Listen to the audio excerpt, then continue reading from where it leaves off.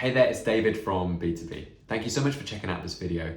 And what I want to talk about today, and I've just kind of started the camera off the cuff, I haven't really pre-planned this very much, but what I want to talk about today is the number one reason why I think most businesses are not growing. And this is based on my experience of working with probably more than 200 companies now across B2B industries in lots of different sectors, lots of different sizes of company. I've worked as an employee in companies, I've run teams in companies, I've launched my own businesses, I've worked as a marketing agency with companies, I've worked as a chief marketing officer, like a fractional chief marketing officer, I've worked as a growth consultant to lots of different companies. And this is an idea that I've been batting around in my head for a little while now, and I wanted to just share it with you. So hopefully it's useful, but maybe not. Maybe it's just entertaining at the very least. So I want to talk about the number one reason that I've identified, which is why businesses aren't growing. So this might be why your business is not growing right now. And it's quite a sobering thought, to be honest with you, because the number one reason that I've noticed and I've identified, which is why businesses aren't growing, is typically the founder of the company, right? And what do I mean by that? So often what happens is a founder will launch a new company, they find product market fit, so they find something to sell and a group of people to sell it to, whether it's a service or a software or whatever it is.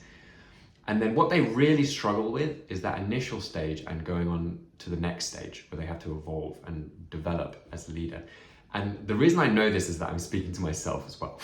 So whenever my business isn't growing, it's usually my fault, okay? So like I need to evolve and adapt if I want my businesses to continue growing in the way that they have so far. So what do I mean? So typically there's two primary things that I'm talking about here. And like I said, sorry, this might be a bit waffly and it's kind of spur of the moment, but maybe it's useful to someone out there. The two biggest things that I've noticed that founders do, which hamper the growth of their business, is number one, they're too ADD and they're not able to just stick at one thing for a long enough period of time to really see results. So for example, they might be switching from marketing channel to marketing channel quite a lot. And this is something that, you know, I notice a lot because I'm in the marketing space and I help people with their growth and with their marketing. So that's a big problem. People like switching from marketing channel to marketing channel and never giving it the proper time and attention to be able to identify, is this actually working or not? And obviously if it's not working, then maybe you should find something else. But 9 times out of 10, if you just stick at something for long enough, you'll figure out a way of making it work. So that's a challenge that a lot of founders have, is like skipping from one thing to the next. And also, you know, skipping like launching new products or new services or new businesses. That's something that I've noticed really commonly.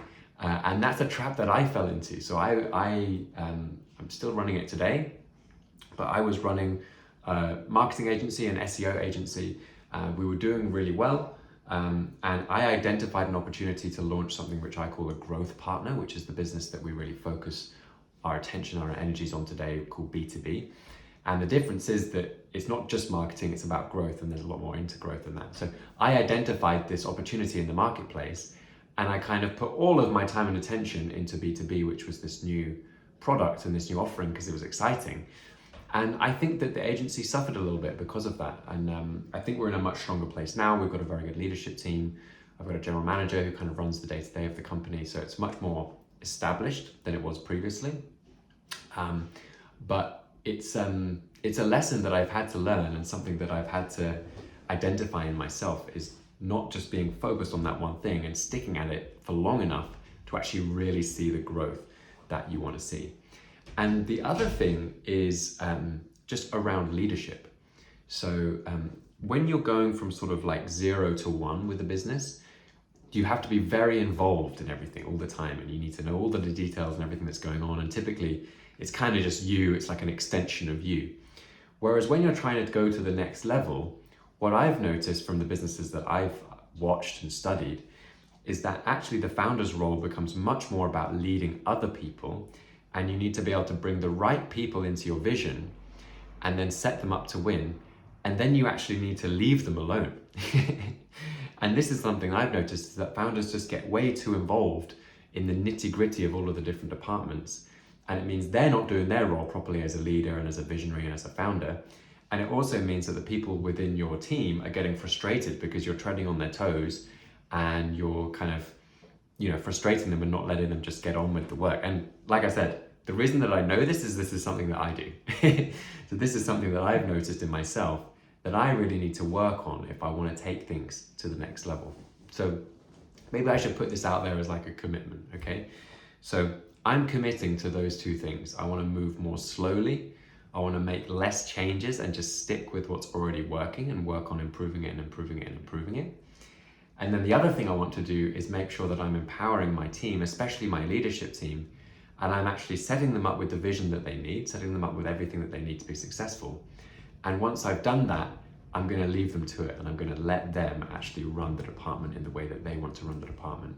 And I'll give them KPIs that will help them, measure success, because we obviously need to know what's successful and what's not successful, and be accountable to that. And I'll be there to help if anyone needs any help. But I want to commit, and I'm doing this publicly, I'm going to commit to just letting them run their departments. So I don't know what you think about this. Let me know in the comments if you think this is a reason why a lot of companies aren't growing and what you can maybe do about it. If you are a founder, I'd love to chat. Just drop me a message on LinkedIn or anywhere, and happy to chat about your situation, see if I can help in any way. If you want some information that will help you grow your business, you'll find that in the description. And otherwise, I will see you in the next video. Thanks very much, guys.